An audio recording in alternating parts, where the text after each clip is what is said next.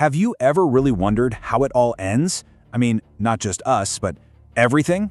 Well, today, we're firing up our very own time machine for the ultimate voyage, a journey to the very, very end of time itself. Our destination is a future so distant, the numbers alone are going to stretch your imagination to its absolute limit. Okay, look at this number. This is our first destination marker, 10 quintillion years. It's so vast, it just looks fake, right? But this is where our story truly begins. We are heading to a future where every single star you see in the night sky has died out, entire galaxies have smashed into each other, and the universe, well, it's become a completely unrecognizable realm of cosmic ghosts. So, what even is a quintillion? It's a 1 with 18 zeros after it. And our target? 10 quintillion. Tax on another zero to that already staggering chain.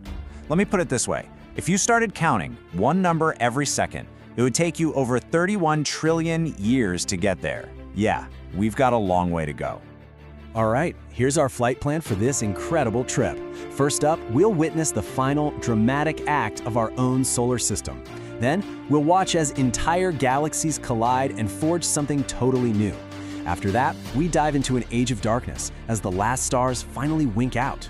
We'll watch the long reign of the final cosmic giants, the black holes, before we ask the biggest question of all: what happens at the very, very end?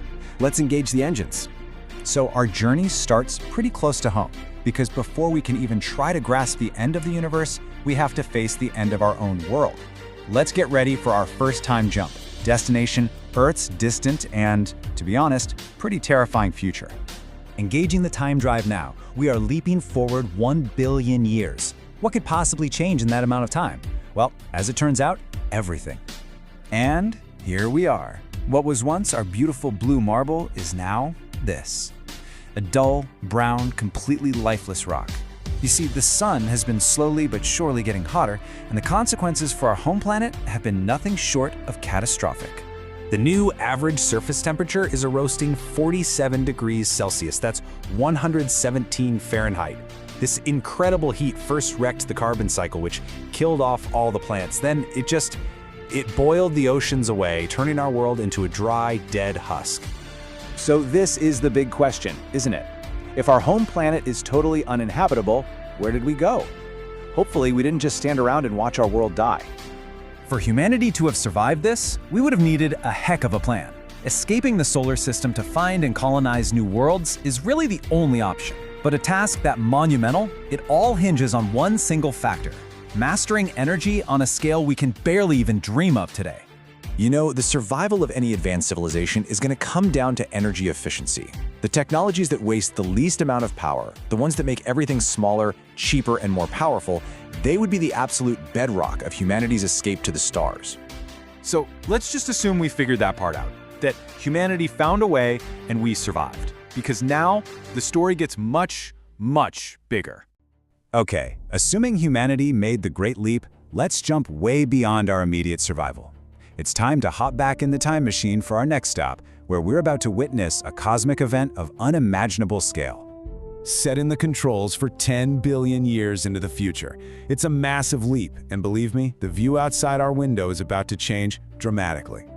The sun, as we know it, it's gone. After it burned through all its hydrogen fuel, it swelled up into a red giant that completely vaporized the inner planets, including Earth. Then it collapsed into this, a white dwarf. It's now just a dim, Earth-sized stellar ember. And our planet? All that's left is its bare iron core. But while our little solar system was fading away, a much bigger drama was unfolding on the galactic stage. Our neighbor, the Andromeda Galaxy, finally finished its long journey towards us. The two great spirals merged in a cosmic dance that lasted for millions of years, forging a single, massive new galaxy in their place. So what would it actually be like to witness this? It's not a violent collision of stars. They're way too far apart for that. It's more of a gravitational storm, and this quote captures it perfectly. It would feel like solar systems and planets are being tossed around inside a giant snow globe that had been shaken violently. Wow, we've seen destruction and creation on a galactic scale. But now, our journey takes us to a much more somber time. We're about to jump forward to an age where the creative fires of the cosmos finally start to die out. The universe is going dark. Okay, our next jump is the biggest one yet. 100 trillion years into the future. The universe has aged immensely, and the age of starlight, well, it's finally coming to an end. Welcome to the end of the stelliferous era. That's the age of stars. For all of cosmic history up until this point, new stars have been forming from giant clouds of gas. But now, the universe is basically running out of fuel. The last red dwarf has fizzled out, the lights are going out all across the cosmos. So, what's left in a universe without any stars? Only their ghosts. This is the new population of the cosmos. You've got white dwarfs, the cooling embers of stars like our sun. You've got neutron stars, those impossibly dense cores left behind by supernovas.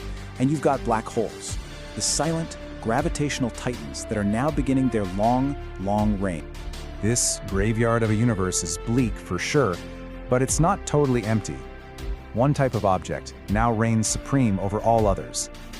This is the beginning of the black hole era. All right, prepare for another absolutely mind-bending jump. Our new destination? 10 duodecillion years in the future. That's a 1 followed by 40 zeros.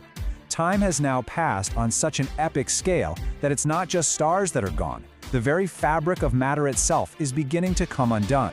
Now you might think that black holes are forever, right? But it turns out they're not. Through a bizarre process called Hawking radiation, they actually, very slowly, leak energy away. See, tiny particles pop into existence right at their edge. One falls in, but the other one escapes, and it carries away a tiny, tiny bit of the black hole's mass. Over unimaginable eons, even the biggest black holes will literally evaporate into nothing. We have reached our final chapter. The very last black hole in the universe is about to die. So what happens when there is truly, absolutely nothing left? Let's take our final step to the very end of time. Final jump engaged. Our destination, 1 Google years in the future. That's a 1 followed by 100 zeros. The last supermassive black hole has just fizzled out in one final weak flash of light. Welcome to the dark era. It is cold, it is silent, and it is almost completely empty.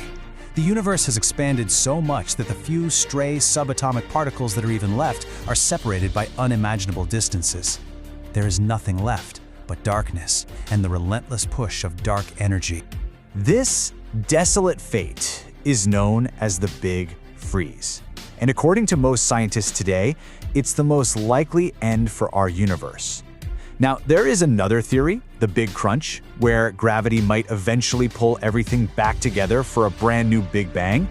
But right now, it really seems like this endless, cold expansion is our destiny. And that leaves us with one final, absolutely staggering thought. If the universe we know and love is doomed to freeze and die, what is the ultimate goal for a civilization like humanity? Maybe, just maybe, after trillions upon trillions of years of learning and evolving, our final act won't be to survive the end of the universe, but to start a new one.